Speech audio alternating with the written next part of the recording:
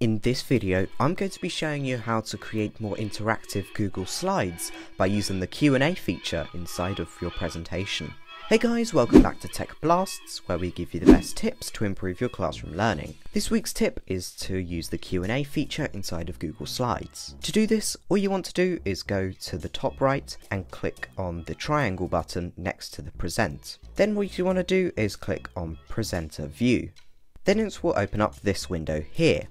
And what we want to do is go over to this tab over here which says Audience Tools. And this is called the Audience Q&A section. To start, all you need to do is click Start New, and this code will then show on top of your slide. If we clicked on this code, it will take us to this page here, where students can ask questions, give feedback, and so much more.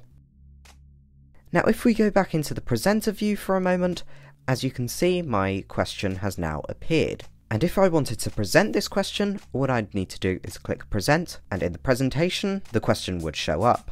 If you're interested in a more detailed video explaining step by step how to use this, as well as some more explanations on why you should use this in a classroom environment, click or tap the video shown on screen now, or for another video by Google Tutorials, click or tap the video shown on screen now, and I'll see you soon.